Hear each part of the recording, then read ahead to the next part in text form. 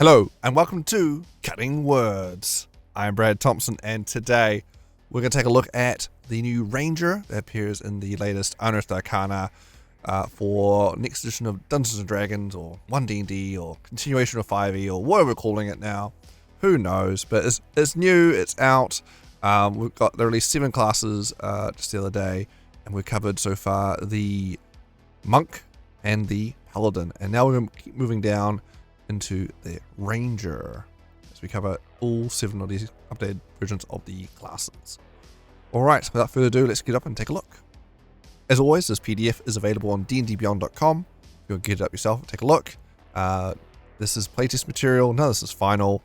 They'll be accepting feedback on this material from July 11th is when the survey comes up online on dndbeyond.com. You can fill that in and let wizards know what you think. Alright, so let's get see what's going on with Ranger. So Ranger, primary abilities, dexterity, wisdom, nothing new there. We've got some handy notes. Alright, design note, Ranger updates. Okay, we've got Deft Explorer replaces the expertise feature at first level. Deft Explorer includes one expertise choice along with some terrain oriented material which playtesters requested. The feature now improves at 9th level. Spellcasting has 3 noteworthy changes. 1, spell preparation is no longer tied to the level of your spell slots. Thank goodness. I really hated that change they did in the earlier versions of playtest, and I'm glad clearly everyone else agreed, and they reverted it back to regular, or maybe it's a different version of that now, but it's not tied to spell slots. Like, you can have, you know, if you just want all level 1s, even though you got level 1s and 2 slots, you can do that, or any other combination. You're not forced to have equal number of spells prepared as you do spell slots, which is nice. Alright, 2, the Ranger can change 1 prepared spell upon finishing a long rest. Just 1, so same as change that they did with the Paladin. Alright. And 3, cantrips are no longer included. Oh, same with the Paladin. The Ranger instead gets Weapon Mastery at first level. So yeah, Weapon Mastery. It's a new first level feature. Woohoo! That new Weapon Mastery abilities that all the weapons have now. If you've got Weapon Mastery, you can trigger whatever corresponding ability that weapon has, depending on the weapon type. So, I mean, it's a fine feature, I guess. I don't particularly like it, but you know, what are you gonna do? Favorite enemy has moved to 2nd level and no longer removes concentration from Hunter's Mark. Which was overpowered in playtests. Really? The feature instead now allows you to cast a spell a number of times without spending a spell slot. Okay. Here's the table of all the goodies Ranger gets. I use the goodies very lightly, as well, historically Ranger has never been very highly rated, we'll say. Not very good. This would be on the lower end of the scale. So let's see if they've been improved at all. Alright. Oh, more changes. Ranger subclasses, or subclass should I say. Levels now match the level progression in the 2014 Ranger, ensuring capability with subclasses already in print. Whoa. Conjure Barrage is now a 9th level feature. Nature's Veil no longer uses spell slots and has moved to 14th level. Tireless now gives temporary hit points as an action, as in Tasha's Cauldron of Everything. Conjure Volley is a new 17th level feature. Feral Senses has returned to 18th level. Foe Slayer is now an improved version of the 2014 feature and returned to 20th level, replacing Epic Boon. Epic Boon feats will return in a future UA. They won't be built into a class's level progression. Oh, shocker. Banished back to perhaps a Dungeon Master's Guide with you to obscurity. Foe Slayer is now not limited to once per turn. Oh, yay. Okay. Promising then. Promising. So far, in the playtest, they've definitely been limiting abilities to be pretty much only triggering once per turn. Like, this is extra damage bonus. Oh, no. Once per turn. You can't trigger on every attack anymore for some reason. Seems like a very interesting choice. Really scaling back the damage. Alright. Creating a ranger. So we got your D10 hit die, still perfect. You got strength and dexterity saving throws. Wishes they have wisdom, but never mind. Animal handling, athletics, insight, investigation, nature, and perception, and stealth and survival. Simple weapons, martial weapons, and training. No tools. You got light armor, medium armor, and shields. There's nothing new there. That's all standard. Say equipment, all pretty standard there. And multiclassing ranger. You need dex. You need 13 dex. Nothing really new there. Alright, ranger class features. First level, Depth Explorer.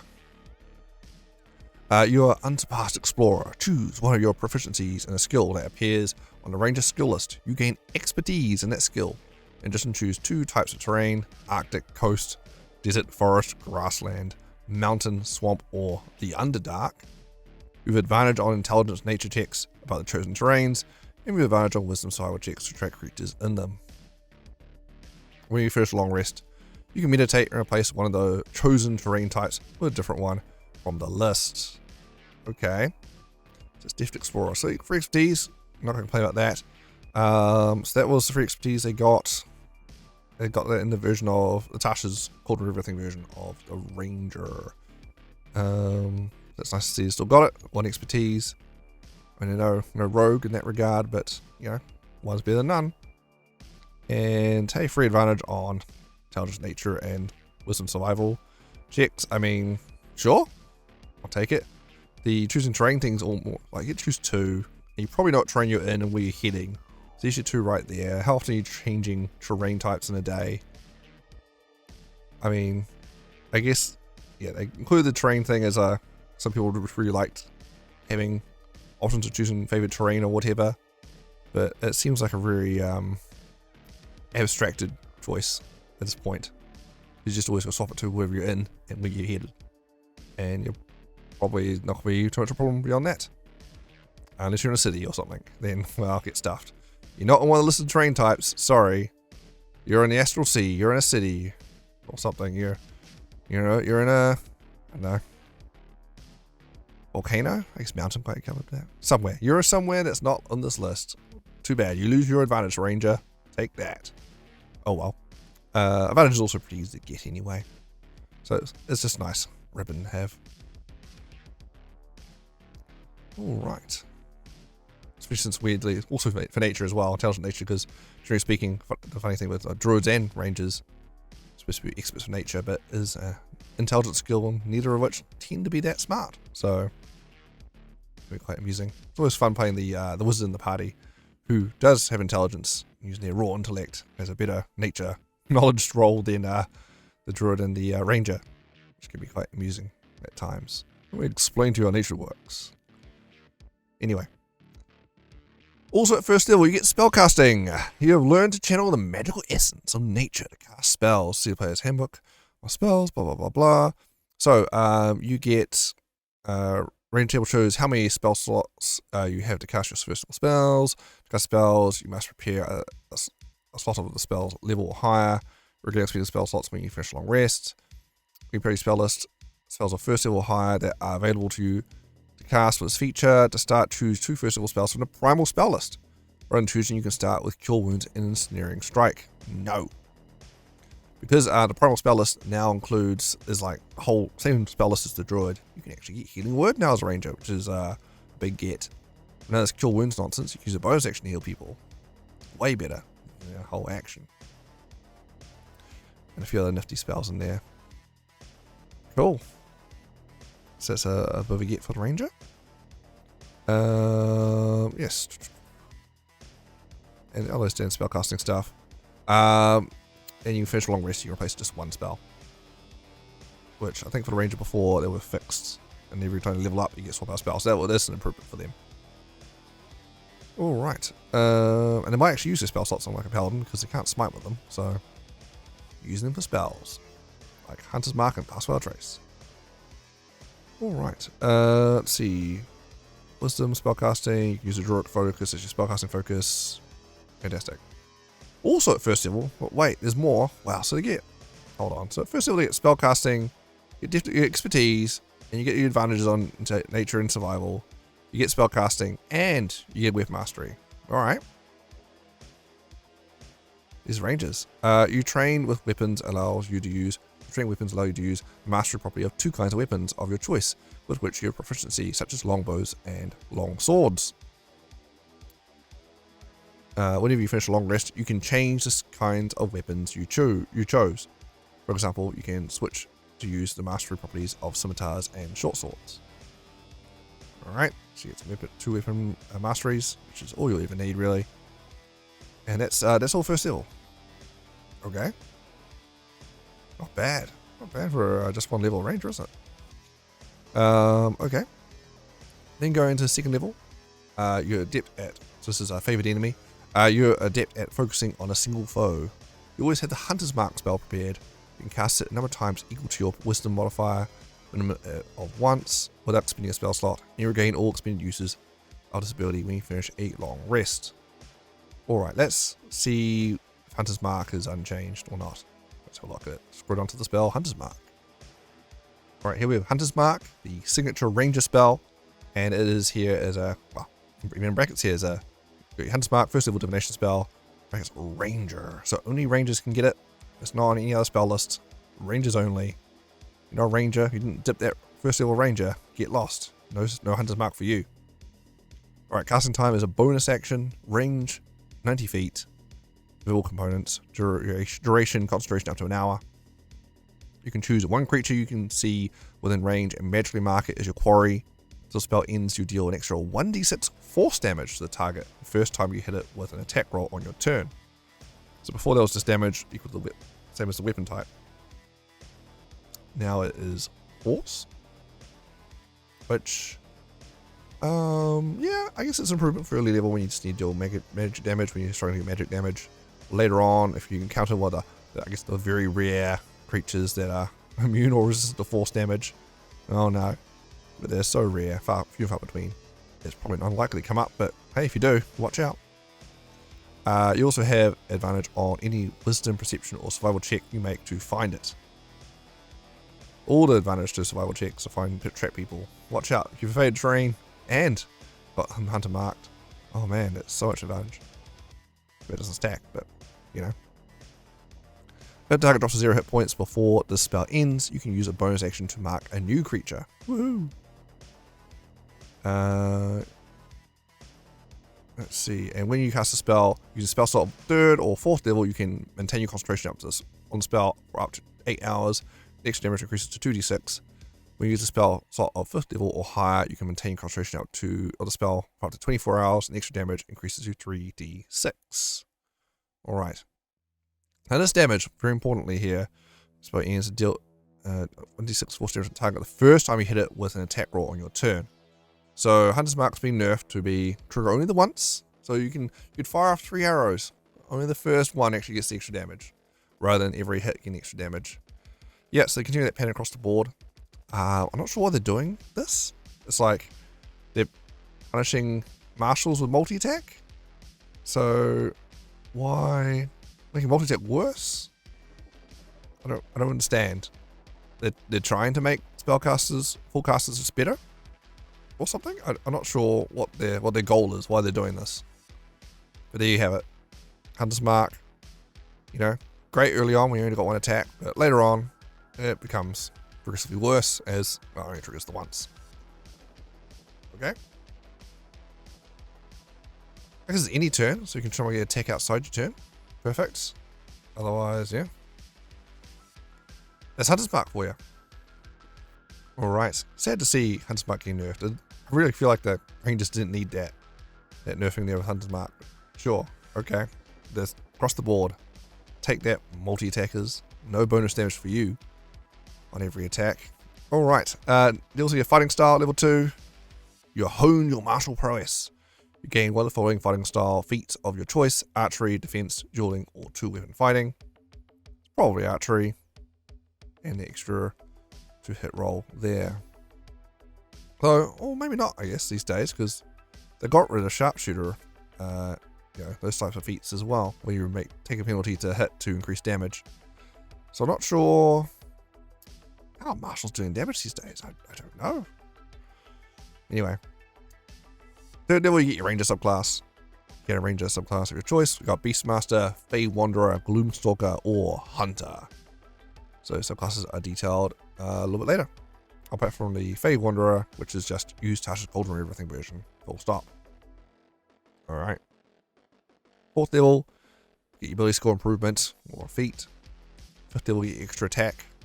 Attack twice. Sixth level, you get roving.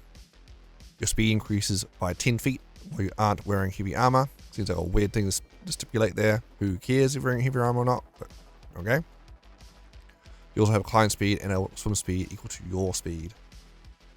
7th level subclass feature, you gain a feature from your Ranger subclass. 8th level ability score improvement or feat. 9th level, you get a Conjure Barrage. Channeling Nature's Might. You can cause your weapon to multiply and strike at creatures before you. You always have the Conjure Barrage spell prepared. So you don't get a free cast or anything, you just have it. You can choose to invest your Ranger spell slots, your precious few of them, on this Conjure Barrage spell. Let's see what you get for your precious resources there. Alright, Conjure Barrage, the 9th level Ranger feature. It's a 3rd level conjuration spell, Ranger only. All classes back off, this is just for the Ranger. Casting time 1 action, range of self 60-foot cone. Okay. Components of Semantic Material, a melee or ranged weapon worth at least 1 copper piece. Duration instantaneous. You brandish the weapon used to cast a spell and conjure similar spectral weapons or ammunition appropriate to the weapon that shoot forward and then disappear. Each creature of your choice you can see in a 60-foot cone must succeed on a dexterity saving throw. A creature takes 5d8 force damage on a failed save or half as much damage on a successful one. Okay. At high levels, when you cast a spell slot 4th level higher, the damage increases by 1d8 for each spell slot above 3rd. Okay, so Conjure Barrage. So there's a spell. Let's do a 60-foot cone, 5d8 force damage. So it's kind of cold. I want to say 8d8? Yeah, so kind of cold's 8d8. And full casters will be getting it around the same time, 9th level. Full casters will get their kind of cold, so it's 8d8 cold damage, same 60-foot cone. So a Ranger gets it, it's force damage, which is a bit of damage type, is 3d8 lower. I guess you're not a full caster, it's quite rare for for a traditional martial build to have a decent AoE attack. I guess it's okay. It's okay. Dexterity saving throws. Oh, this dex save though, as opposed to Protocol, which is Constitution. Which is not a greater save, as you can get creatures with evasion and things like that. It's okay. This is not awful, just because it's an option for the Ranger there to do some AoE. We need it, but your whole actions, the attacking, doing that. It's a nice option, but I don't know. It's a little disappointing when you get your whole class feature is I get a spell. Yippee! Rather than like a full ability. Yeah, there we go. That's Conjure Barrage. Also at 9th level, you get Deft Explorer improvement. So choose one of your proficiencies in a skill that appears on the Ranger skill list. You gain expertise in that skill. Woohoo! In addition, choose 2 more terrain types for your Deft Explorer feature. Okay. Sure. So you get 4 terrain types. You're always going to have be your favorite terrain, unless you're in a city or something. And you got another expertise. Basically, just have that level 1 feature again at level 9. I know when they do that, when it's just copy paste your level 1 feature, but you get your second time at level 9. It's not as wow factor, you know. So it's like, oh, okay, that again. Alright then. I guess you combo it with Conjure Barrage and getting 3rd level spell slots. Yeah, that's level 9 for the Ranger. 10th level, you get Tireless. Primal Forces now help fuel you on your journeys, granting you the following benefits. Temporary hit points. As an action, you can give yourself a number of temporary hit points equal to 1d8 plus your wisdom modifier. You can use this action a number of times equal to your wisdom modifier, minimum of once. And you regain all expended uses when you finish a long rest. So basically between encounters you can spend an action to load up some temporary hit points on yourself. Because who spends an action doing that in the middle of combat?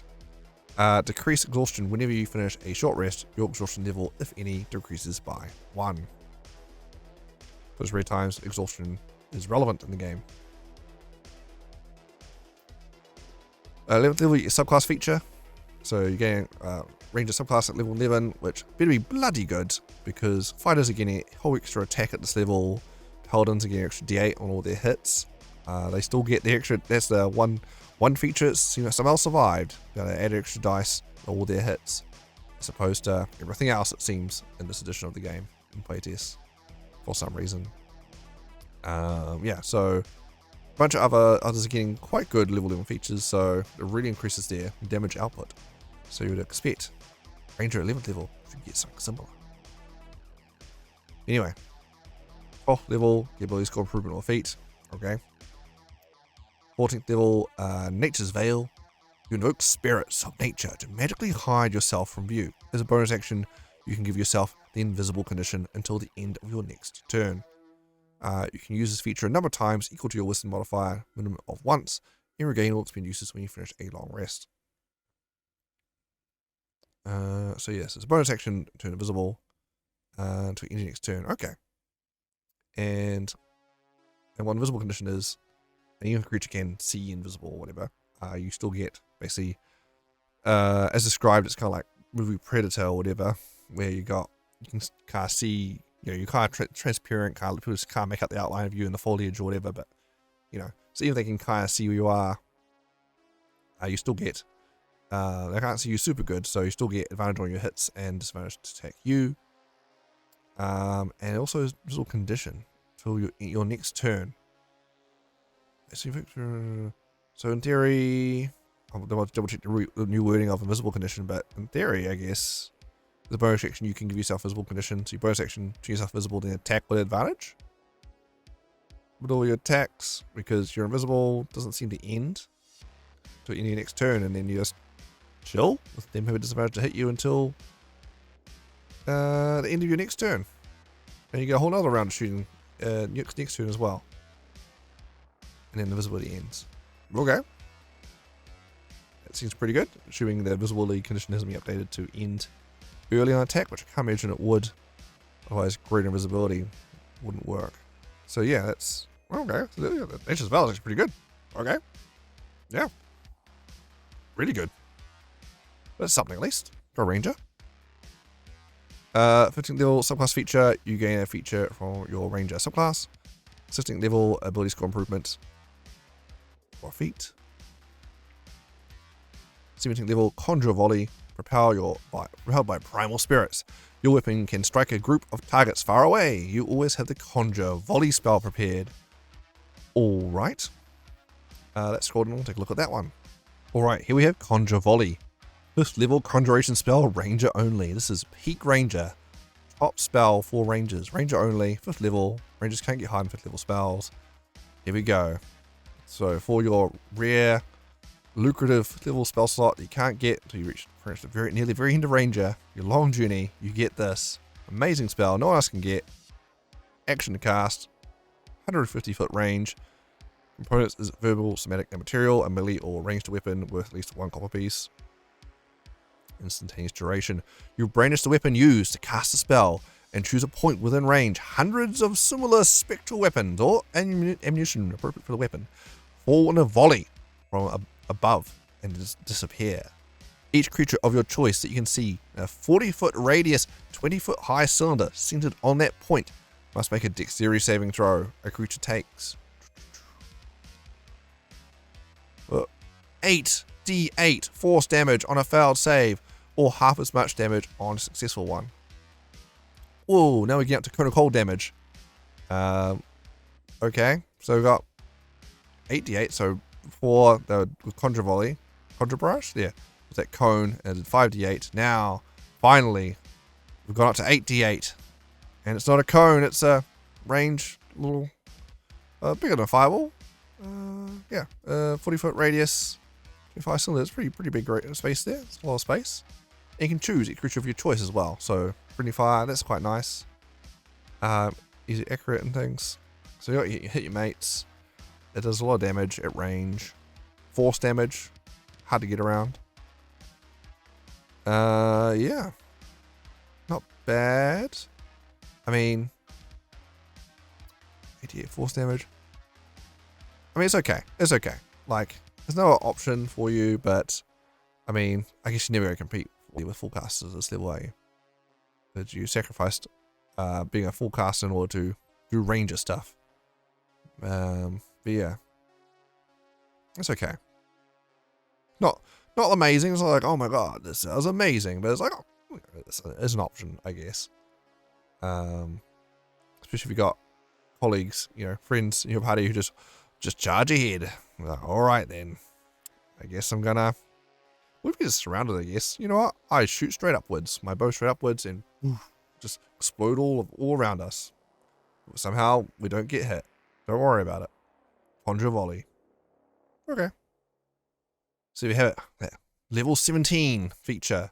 Yeah, level 17. So that's when you're full casting Wish and all this other nonsense. You get Conjure Volley. Off you go. It's okay. Just not terribly exciting. 18th level Feral Senses. Your connection to the forces of nature grants you Blind Sight. Range of 30 feet. Yay! Blind Sight's always a nice thing to have. Seems really late to suddenly get it at 18th level. It's like, man, in game, finally, Blind Sight. I feel like that should be quite a bit earlier. Alright. Sure. I feel like they're like, oh man, what do we get range at high level? How about this Blind Sight feature and other things that people have had for a while. Sure. 19th level, you get a feat and ability score improvement. 20th level, Capstone, your peak ranger feature, Foe Slayer. You become an unparalleled hunter of your foes. When your attack roll misses the target of your hunter's mark. Who's using hunter's mark still at 20th level? You got nothing better to do at that point. Is it still hunter's mark from level 1 all the way to level 20? Always hunter's mark, really? Don't know about that. You can add your wisdom modifier to the attack roll, potentially turning it into a hit. In addition, when you hit that target with an attack roll and deal damage to it, you can add your wisdom modifier to the damage. Okay, maybe with Foe Slayer you will be using hunter's mark, because it sounds like, yeah, you add your wisdom to all your hits on all your attacks. Finally, a feature hidden right now at 20th level. Finally, 20th level, we can add some extra damage to each of our attacks. Perfect. Finally. What a level 20 feature. Can do the thing we used to be able to do from level 1 before. Now we can kind of do that now. Only now. 20th level. Sure.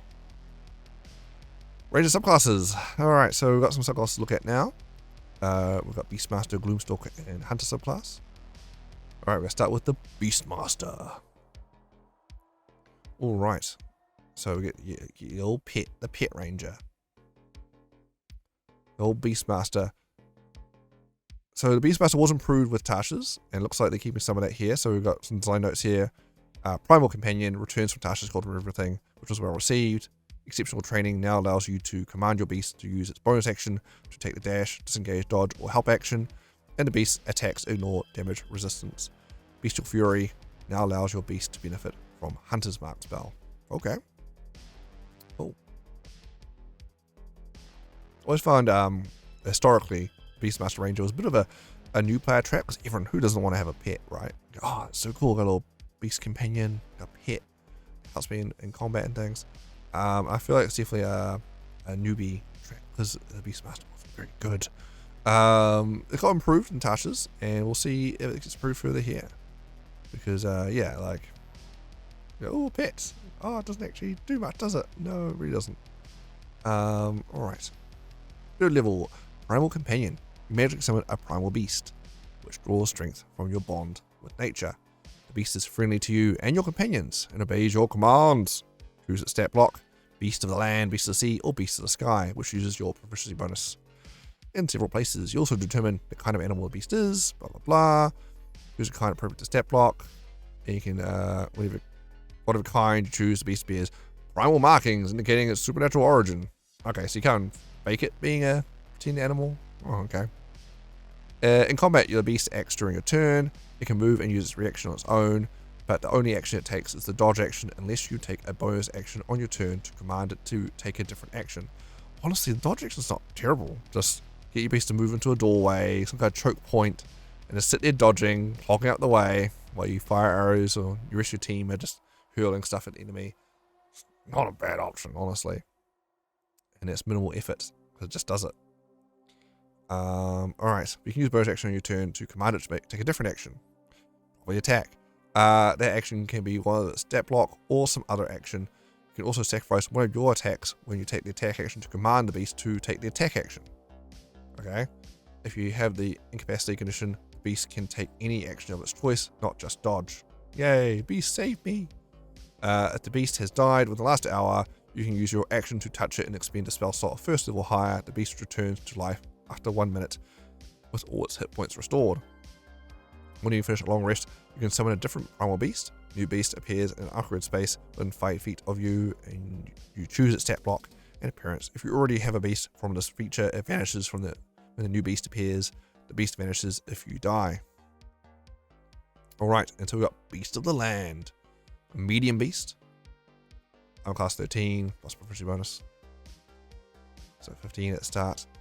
5 hit points, 5 plus 5 times your ranger level. The beast has a number of hit dice, d8s equal to your ranger level. Okay. 20 foot speed, 20 foot climb. You got 14 strength, 14 dex, 15 con, 8 int, which is as smart as some player characters, which is always amusing. 14 wisdom and 11 charisma. Charismatic animal. Dark vision, 60 foot. Vision 12. Languages, understand languages you speak. Okay.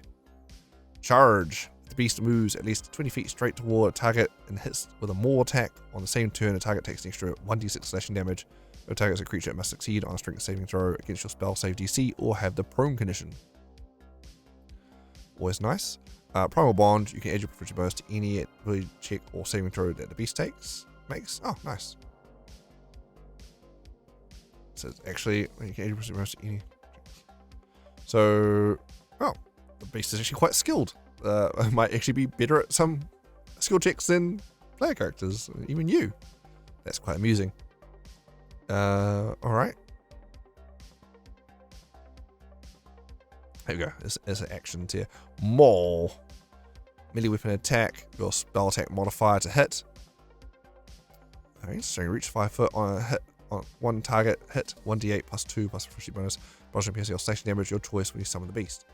Oh, that's interesting because it's your spell attack modifier. So it's using your wisdom. Oh, interesting choice for the beast master between dex and wisdom then. Power up your pet or power up you. Beast of the Sea, medium beast. So, let's see. I'm class 13 plus proficiency bonus. So 15 at start. Hit points, 5 times ranger level, 5 plus 5 times ranger level, should I say. Speed 5 foot on land. Oh man, what's the beast of the sea? We're just on the land, flopping along. Come on. And swim 60 foot. That's quite amusing. You got strength 14, dex 14, con 15, 8, int 8, wiz 14, and charisma 11, so all the same. Dark vision 90 foot, perception 12, instinctual languages. Amphibious, breathe on air and water. But primal bond, so you can use your proficiency bonus on everything. Really good. Okay, actions. Binding strike, immediate weapon attack, your spell attack modifier to hit, reach 5 foot, one target hit, 1d6 plus 2 plus 50 bonus bludgeoning or piercing damage, your choice, and the target has a grapple condition, escape DC equals your spell save DC, and until the grapple ends, the beast can't use his attack on another target. Okay, like if it was a snake or octopus or something. That's cool. Nice having options to grapple opponents and keep them somewhere or move them around somewhere. Beast of the Sky. It's a small beast.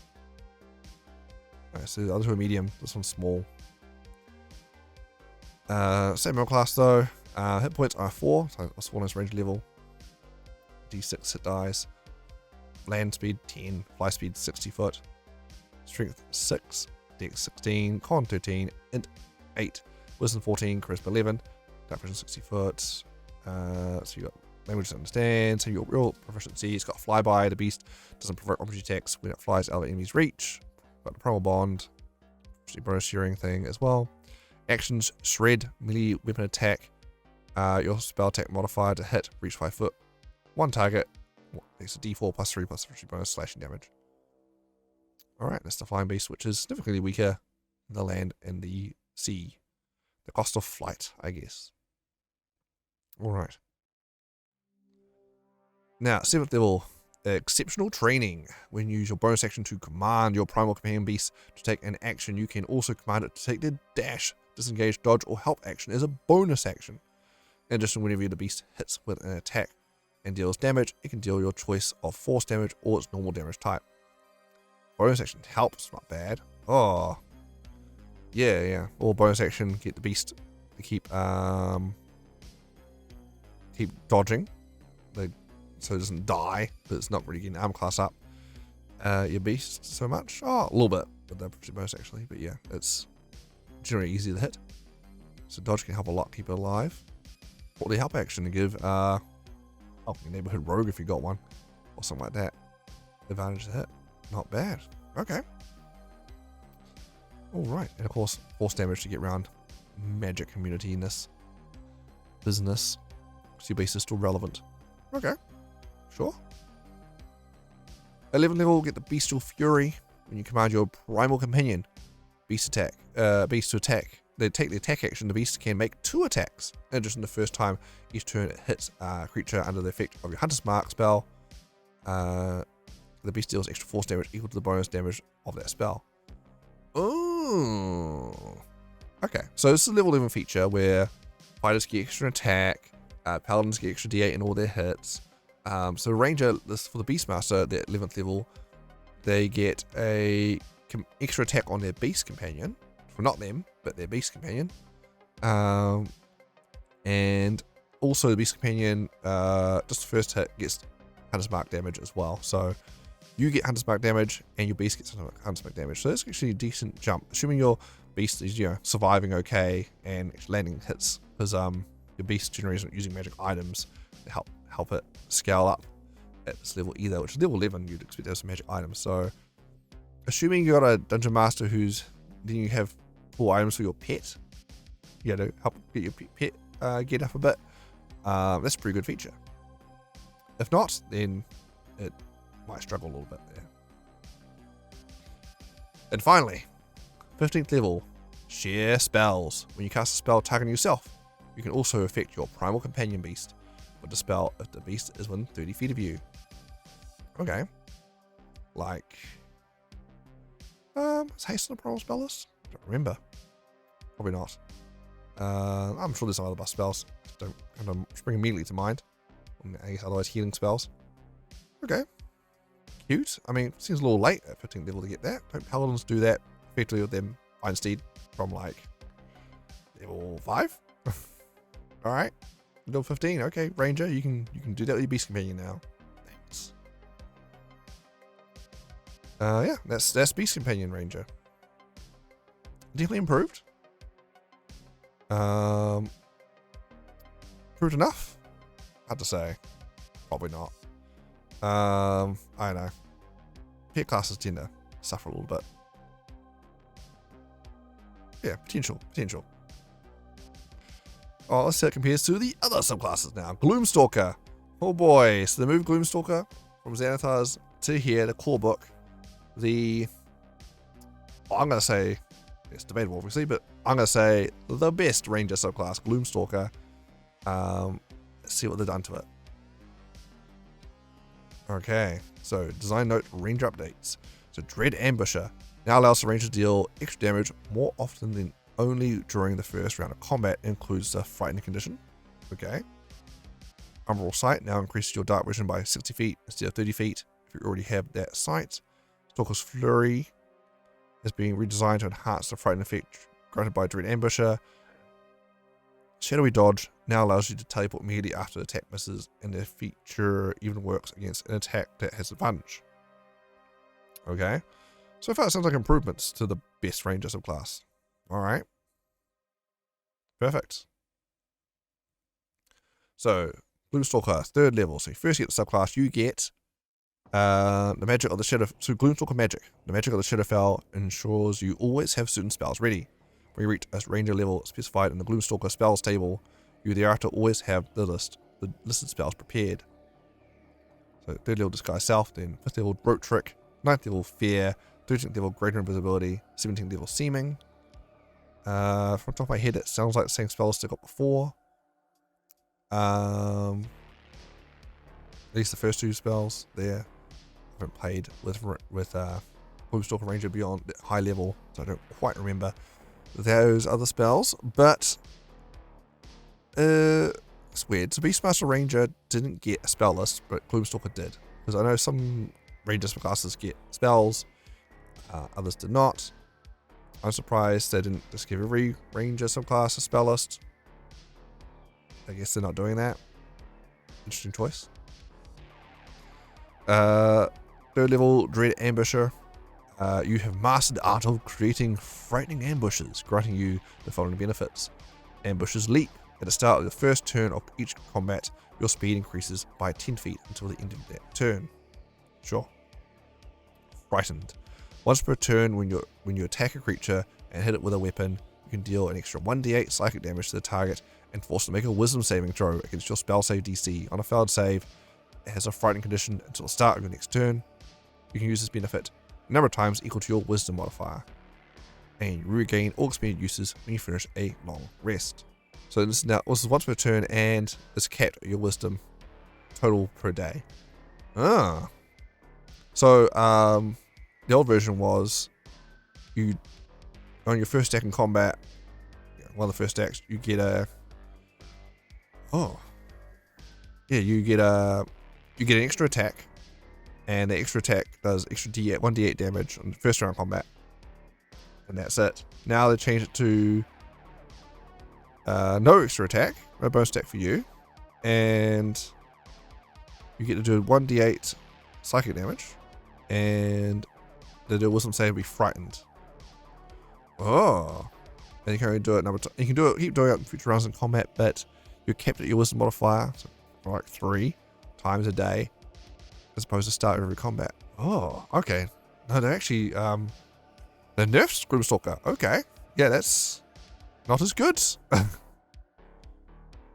And initial bonus, when you roll initiative, you add your wisdom modifier to the roll. That is the same as before. Yeah, this is okay. That's a big change. That's yikes. Alright, also Umbral Sight. You gain dark vision out to a range of 60 feet. If you already had dark vision, when you gain this feature, its range increases by 60 feet. You are also adept at evading creatures that rely on dark vision. While entirely in darkness, you had an invisible condition to any creature that relies on dark vision to see you in that darkness. Same as before, that was really good. No one ever saw you. You're basically always invisible, firing off with advantage. Perfect. So if no one can see you, and you're giving people a frightened condition, they can't really see the source of their fear. And I think as long as they get in the frightened condition, I think is as long as if they see the source of the fear, still they disadvantage everything. So if you're hiding, they don't. The fear condition really do anything. Then I don't believe. I don't know. It's a weird thing to combo together. What? Okay. Poor Gloomstalker. Oh wow, they really cut you back a bit, didn't they? Oh dear. Yeah, because one of the fun Gloomstalker builds is multi-classing it with this Gloomstalker Ranger with Fighter, so you got the action surge, and you get multiple attack actions off on the first round of combat and trigger all those extra benefits. And that's not really a thing anymore. That's a shame. That was a lot of fun. Alright, 7th level, Iron Mind. You have honed your ability to resist the mind-altering powers of your prey. You gain proficiency in wisdom saving throws. If you already have this proficiency, you instead gain proficiency in intelligence or wisdom saving throws, your choice.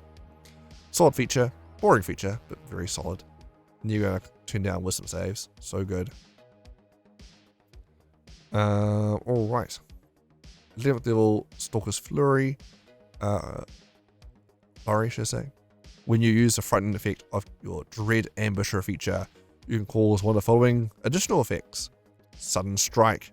You can make another attack with the same weapon against a different creature that is within 5 feet of the original target and is within the weapon's range.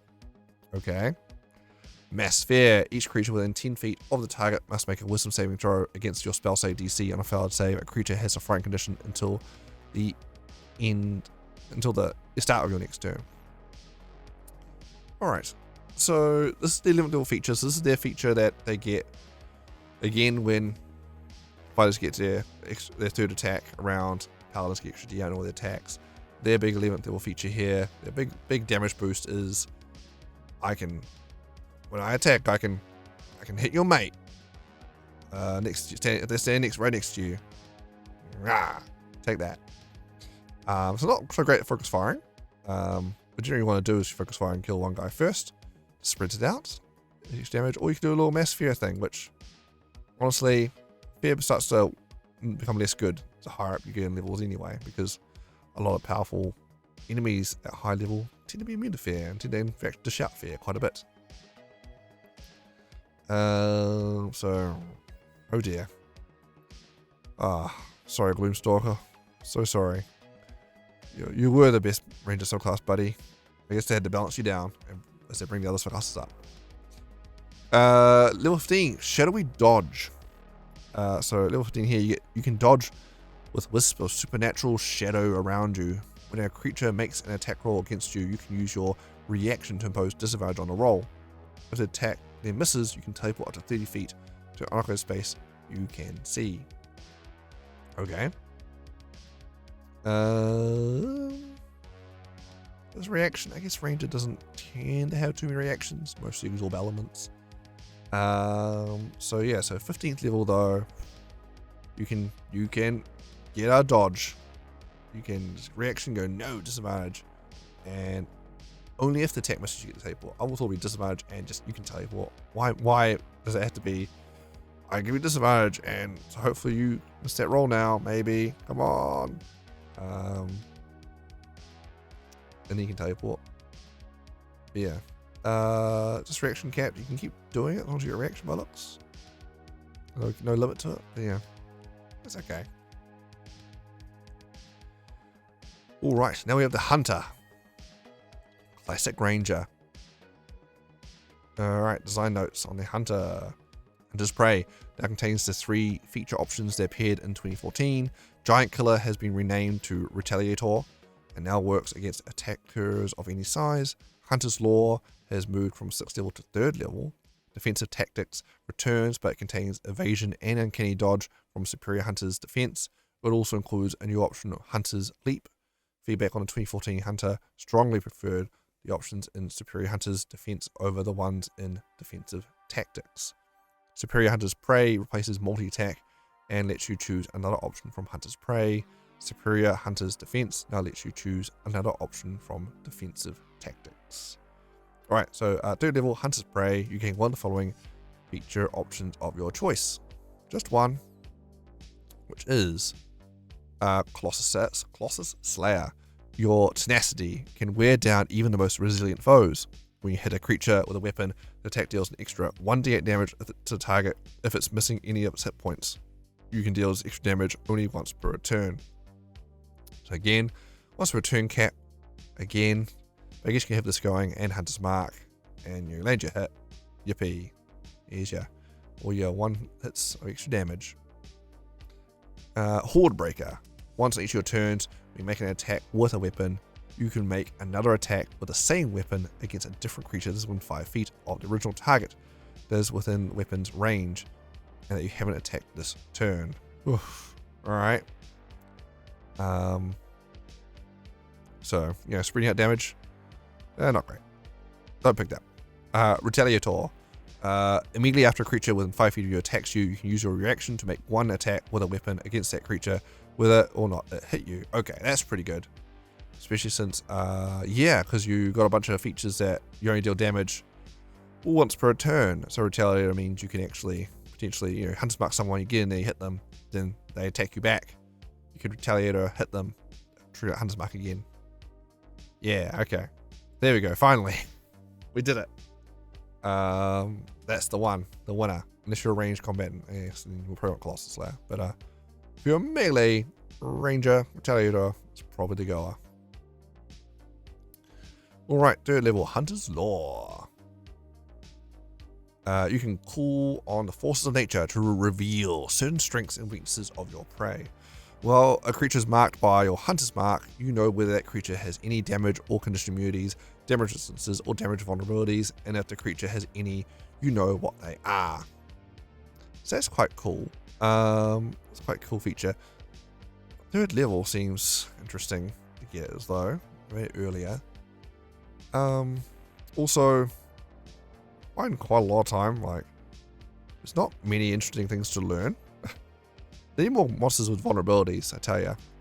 And often the damage resistances and immunities can be pretty obvious. Like, fire giants. Oh, we don't use fire against them, that sort of thing. I mean, sometimes it can be rare ones, especially if you're not that as familiar with the game. Like, this would be quite good to pick up if, you know, if you're newer to the game, go, cool, I'm gonna learn all the monsters by Hunter's Marking them. That could be quite fun to figure out and take notes and things there. So yeah. But hey, it's an extra feature you get in addition to Retaliator. Woohoo! At 7th level, you get Defensive Tactics. You gain one of the following feature options of your choice. So Evasion. When you're subjected to an effect that lets you make a dex saving throw, take only half damage, you instead take no damage if you succeed on a saving throw, and only half damage if you fail. Can't use this feature if you have the incapacity condition. Whew.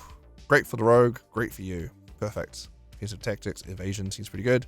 Hunter's Leap. If an enemy you can see enters a space within 5 feet of you, you can use your reaction to move up to half your speed without provoking opportunity attacks.